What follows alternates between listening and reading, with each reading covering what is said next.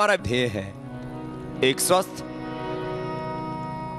समर्थ, समृद्ध, संस्कारवान भारत बनाने का।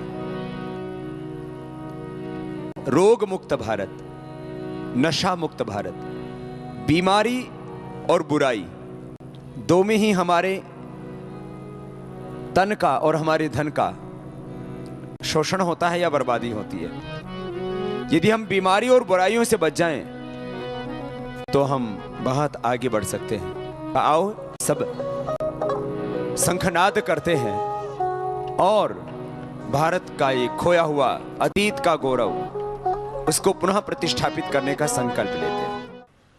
1760 में एक शराब की दुकान खुली, 1760 में एक कत्लखाना खुला, 1760 में एक वेश्यालय खोला अंग्रेजों ने देश का चारित्रिक पतन करने के लिए, नैतिक पतन करने के लिए।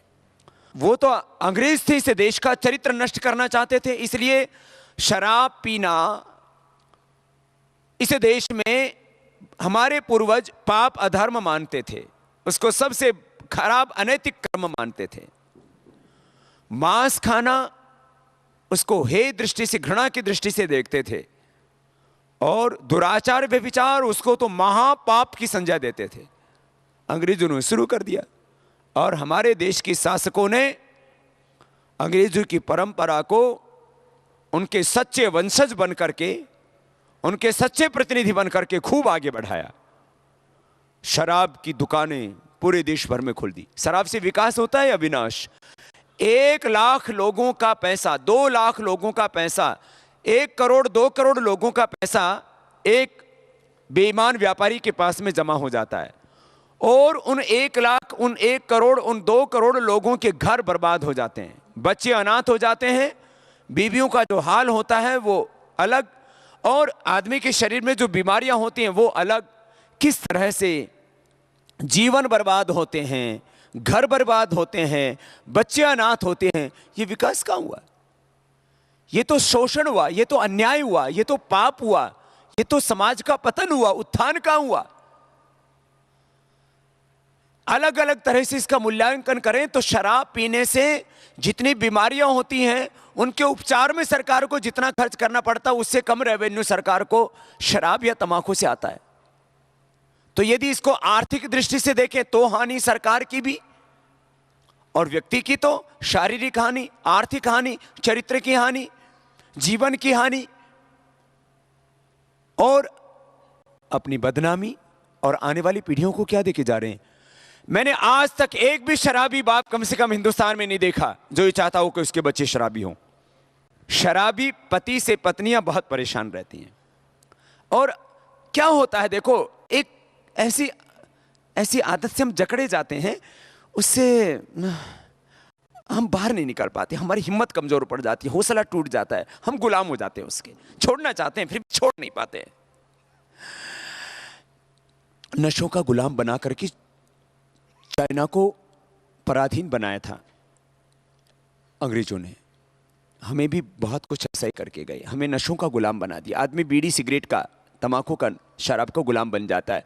आपको समस्त पराधीनताओं से मुक्त होना है। शरीर की पराधीनताएं, मन की पराधीनताएं, इंद्रियों की पराधीनताएं, आत्मा की पराधीनता, और ये धन और वतन कहीं पराधीन हो गया है कुछ लोगों का, इसको भी तो मुक्त बनाना है। बहुत बड़ा उद्देश्य है। खैर, आज का हमारा विषय है देश में किस तरह से मौत का व्यापार हो रहा है।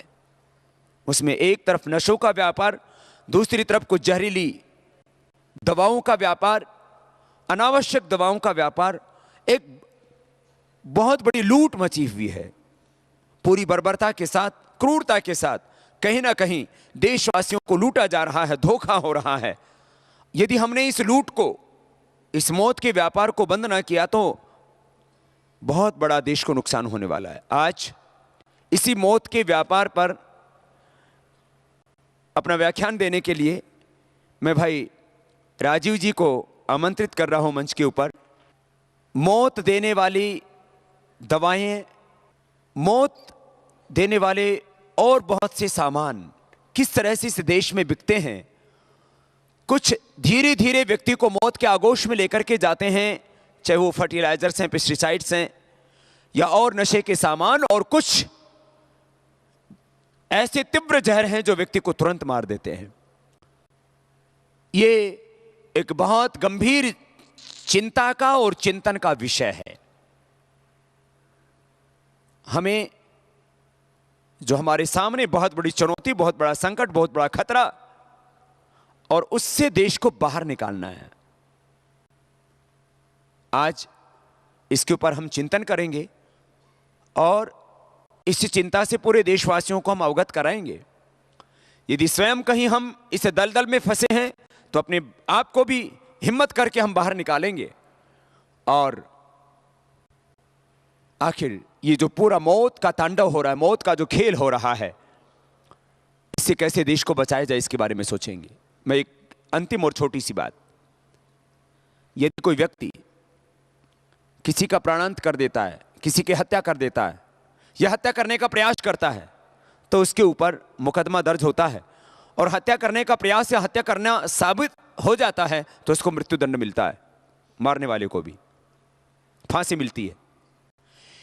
ये जो शराब का व्यापार करने वाले, तंबाकू का व्यापार करने वाले और जहरों का व्यापार करने वाले मौत के सौदागर, एक शराब की फैक्ट्री चलाने वाले व्यक्ति ने, एक तंबाकू की फैक्ट्री चलाने वाले व्यक्ति ने और दूसरे जहरीले ड्रग बेचने वाले व्यक्ति ने कितने लोगों को मौत के मुंह में पहुंचाया होगा।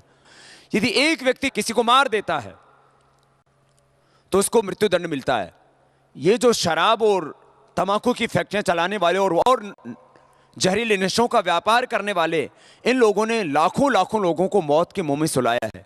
मुझे लगता है इनको जीवित रहने का कोई अधिकार नहीं है। ये कानून बदलना चाहिए और इनको भी मृत्युदंड मिलना चाहिए जो मौत के गुनहगार हैं, एक दो नहीं, हजारों लाखों लाखों लोगों के।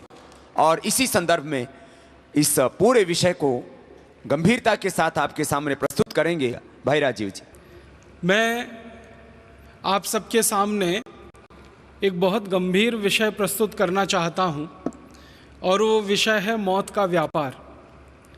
हमारे भारत देश में और दुनिया के सभी देशों में पिछले लगभग 100 वर्षों से एक ऐसा खतरनाक व्यापार शुरू हुआ है जिसको सिर्फ मौत के व्यापार की ही संज्ञा दी जा सकती है।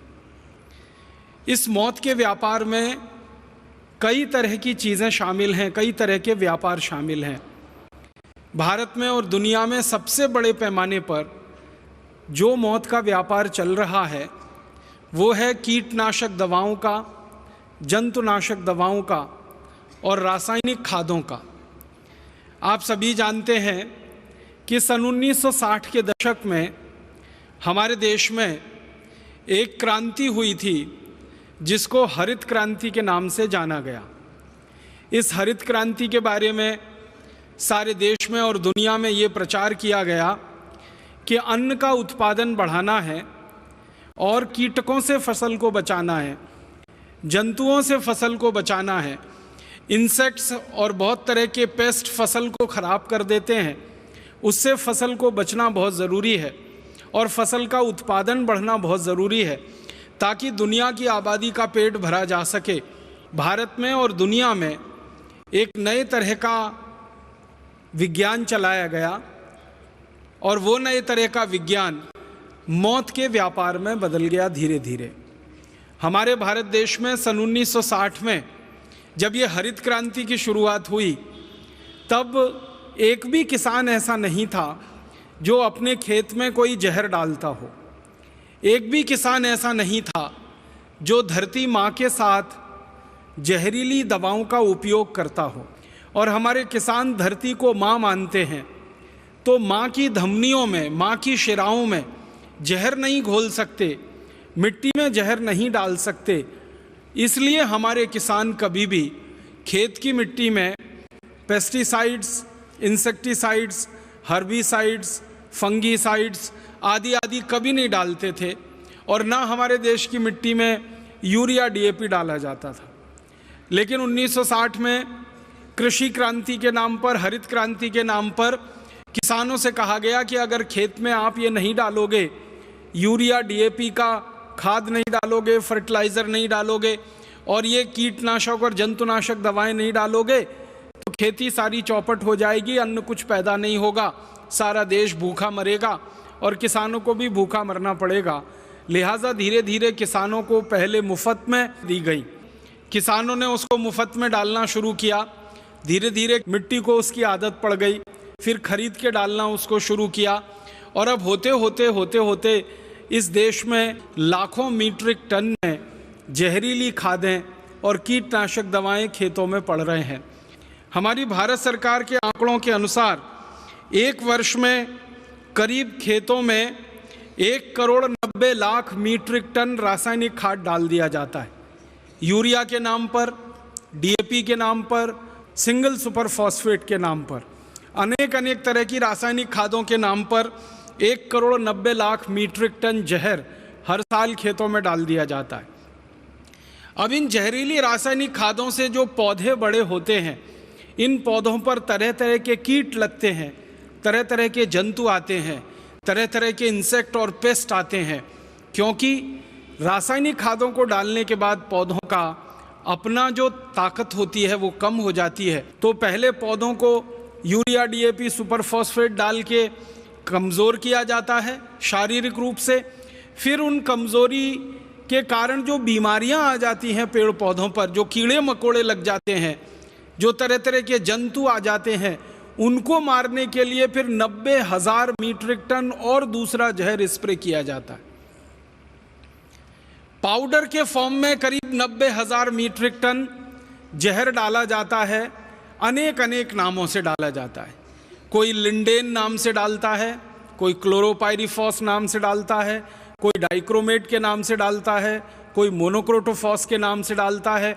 ऐसे भारत देश में सरकार के आंकड़ों के अनुसार 786 किस्म के कीटनाशक और 215 किस्म के जंतुनाशक खेतों में भिन्न भिन्न पौधों पर स्प्रे किए जाते हैं पूरे साल में। अब इन सब जंतुनाशक और कीटनाशकों को जो स्प्रे कराते हैं किसानों के द्वारा, इसको स्प्रे करने के लिए हमारे देश में 90,000 मीट्रिक टन पाउडर फॉर्म में जहर पैदा होता है और करीब 1 करोड़ लीटर लिक्विड फॉर्म में दूसरा जहर पैदा होता है, जैसे एंडोसल्फान, जैसे मेलाथियान। कुछ जहर हैं जो द्रव फॉर्म में हैं, लिक्विड फॉर्म में हैं, और कुछ जहर हैं जो पाउडर फॉर्म में हैं। जो पाउडर फॉर्म में है 90,000 मीट्रिक टन, जो लिक्विड फॉर्म में है 1 करोड़ लीटर। अगर दोनों को इकट्ठा कर दिया जाए और उसको भारत के लोगों की संख्या से बांट दिया जाए तो आपको सुनकर बहुत दुख होगा कि आप सब में मिलकर हर साल लगभग 200 मिलीग्राम जहर इन जंतुनाशकों का, कीटनाशकों का अपने शरीर में भोजन के रूप में खा जाते हैं, जो शरीर को भिन्न भिन्न बीमारियों का शिकार बना देते।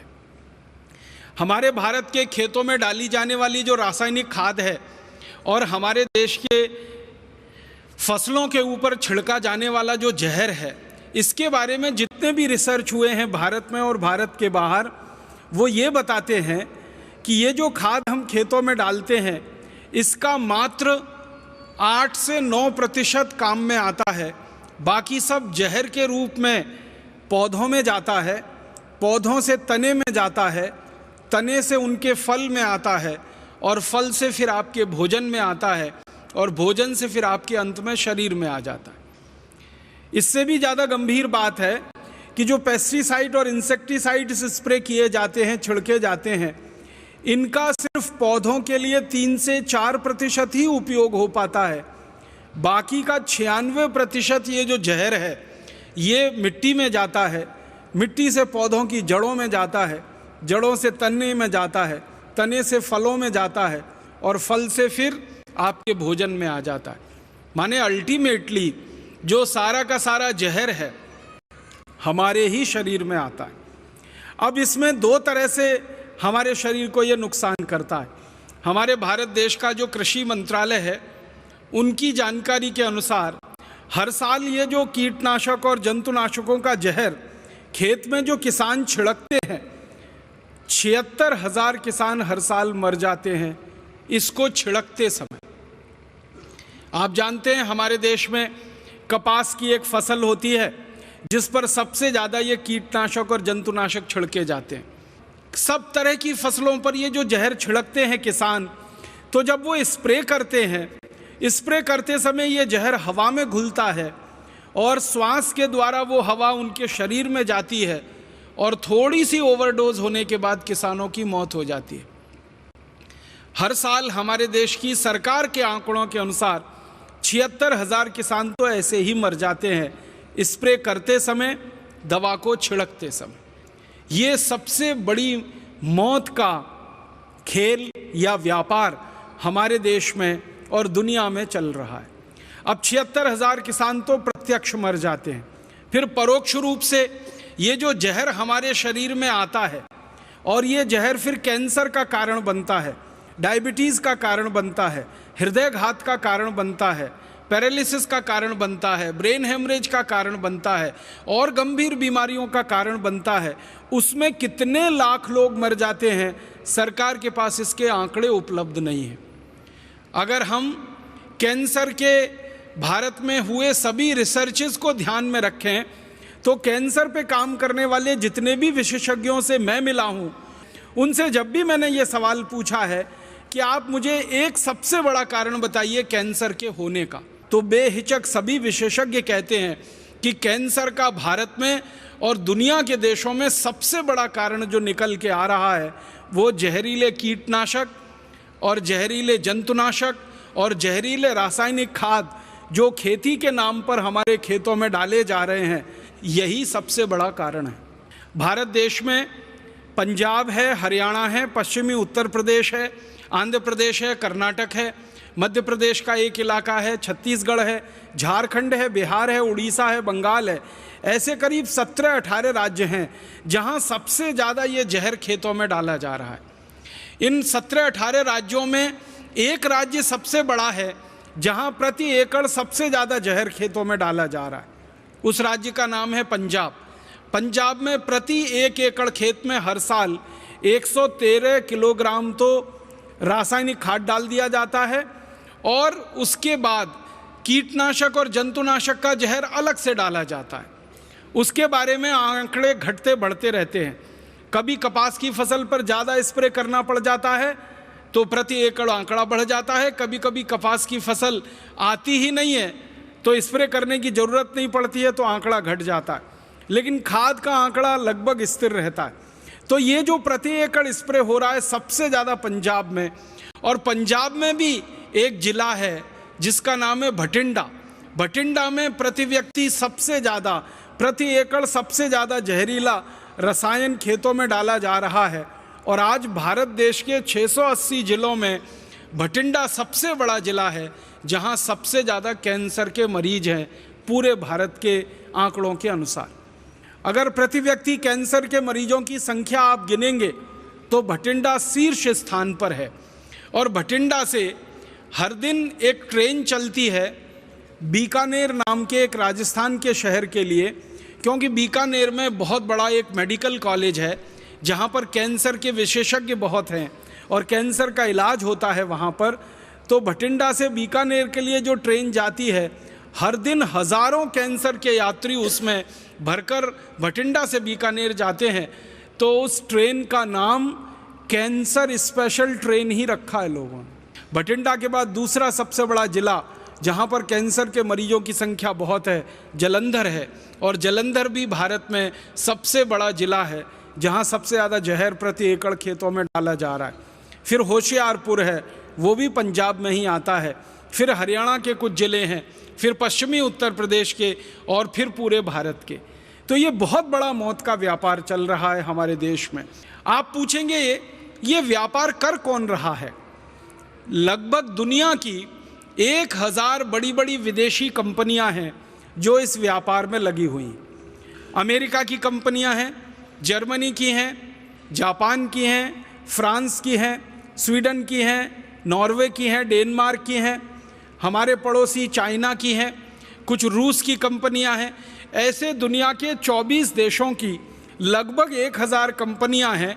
और उनमें से कुछ कंपनियों का भारत की कंपनियों के साथ कोलैबोरेशन है, समझौता है, तो भारत की कुछ कंपनियों के साथ मिलकर दुनिया की लगभग 1000 बड़ी विदेशी कंपनियां, मल्टीनेशनल कॉरपोरेशन इस मौत के व्यापार में लगी हुई हैं।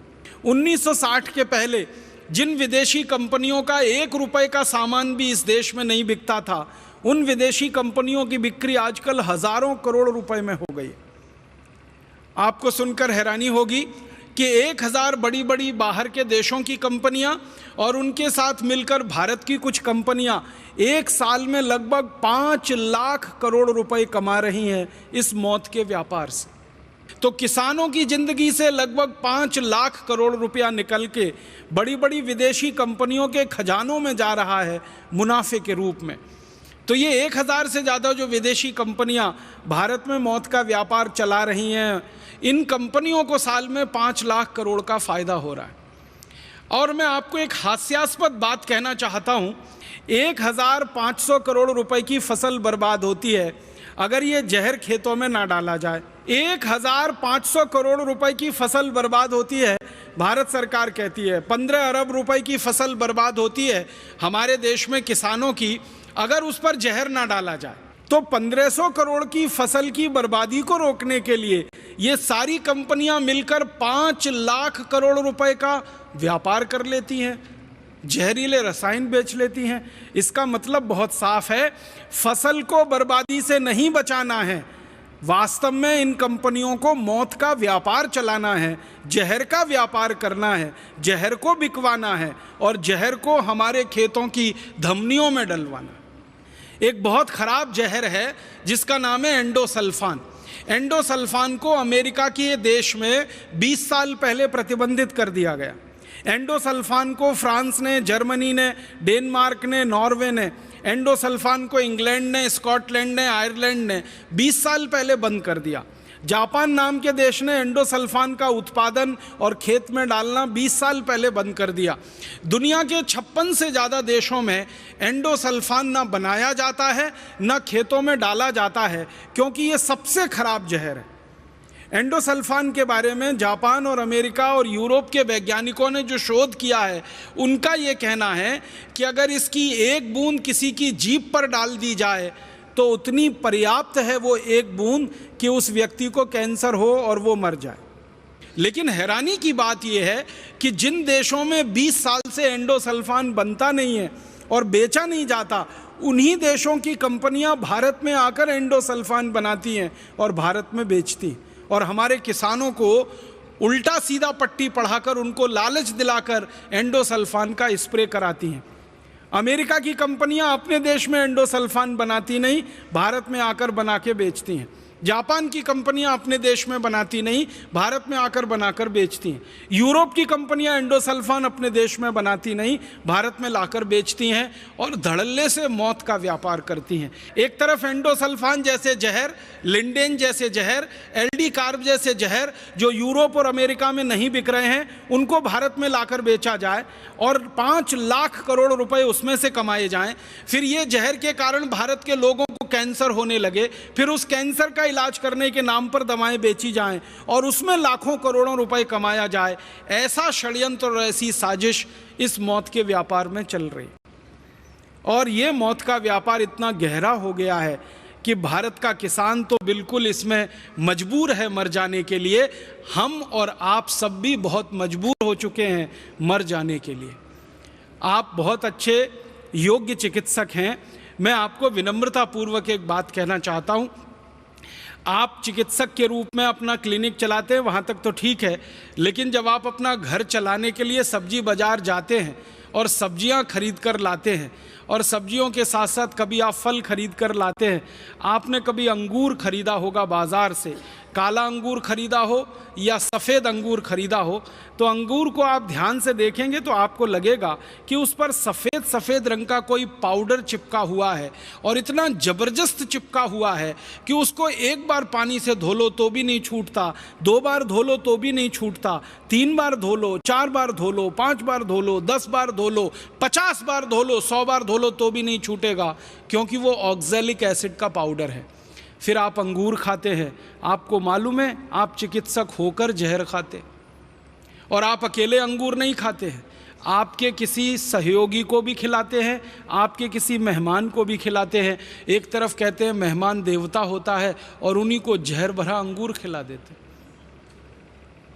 फिर यही अंगूर को आप सुखा लेते हैं, किशमिश बना लेते हैं, फिर इस किशमिश को खीर में डालते हैं, इस किशमिश को हलवे में डालते हैं, इस किशमिश को आप अपने कई तरह के पकवानों में डालते हैं, फिर खा जाते हैं, फिर उतना ही जहर आपने खा लिया।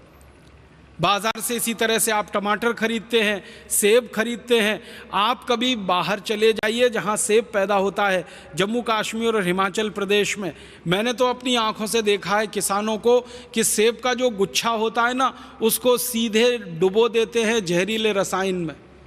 फिर हम भिंडी खाते हैं, हम तोरई खाते हैं, दूधी खाते हैं, हम पालक खाते हैं, मेथी खाते हैं। सब्जियों के ऊपर इतना स्प्रे होता है इन सभी केमिकल्स का कि हालत ख़राब है खाते खाते। एक साधारण भारतवासी, कल्पना करिए, साल भर में 200 मिलीग्राम जहर खा जाता है सब्जियों के रूप में। और एक साधारण भारतवासी गेहूं, चावल, चने, दाल पर जो यूरिया डाला गया, DAP सुपर फॉस्फेट डाला गया, उसके रूप में करीब करीब 1 किलो 700 ग्राम रसायन खा जाता है। यूरिया, DAP सुपर फॉस्फेट के रूप में 1 किलो 700 ग्राम हम रसायन खा जाते हैं। एंडोसल्फान, एल्डिकार्ब, लिंडेन के रूप में 200 ग्राम और ख़तरनाक जहर खा जाते हैं। माने साल भर में लगभग 2 किलोग्राम जहर हमारे शरीर में जा रहा है। फिर इस जहर को बाहर निकालने के लिए भगवान ने आपका जो तंत्र बना रखा है, उसको क्या अतिरिक्त काम करना पड़ रहा है। और वो काम करते करते आपका तंत्र फेल हो जाए, आपकी किडनी फेल हो जाए, आपका लीवर खराब हो जाए, आपकी ज़िंदगी बिल्कुल मौत के मुंह में समा जाए, तो कौन जिम्मेदार है उसका? जिम्मेदार तो वो कंपनियां हैं जिनकी संख्या लगभग 1000 से ज़्यादा है, जो अपने स्वार्थ की पूर्ति के लिए इस मौत के व्यापार को भारत में चला रहे हैं और पूरे भारत को धीरे धीरे अंधे कुएं की तरफ धकेलते चले जा रहे। आप बोलेंगे ये मौत का व्यापार खाली भारत में चल रहा है? नहीं, दुनिया के बहुत सारे गरीब देशों में चल रहा है, भारत उसमें से एक है। हमारा पड़ोसी देश इंडोनेशिया, वहाँ भी यही मौत का व्यापार चल रहा है। हमारा एक पड़ोसी देश वियतनाम, वहाँ भी यही मौत का व्यापार चल रहा है। हमारा एक पड़ोसी देश अफ्रीका, वहाँ भी यही मौत का व्यापार चल रहा है। दुनिया में जो गरीब देश माने जाते हैं, जो विकासशील देश माने जाते हैं, जो अभी तक अमीर नहीं हुए हैं, समृद्धशाली नहीं हुए हैं, ऐसे 150 से ज़्यादा देशों में यही मौत का व्यापार चल रहा है। और यही 1000 कंपनियां हैं जिनके नाम हैं, वो इन देशों में भी यही मौत बांट रही हैं। और इन सभी देशों में एक ही तर्क चलाया जा रहा है, कृषि उत्पादन बढ़ाना है, अनाज को खराब होने से बचाना है, इसलिए ये सारा जहरीला रसायन खेतों में डालना है।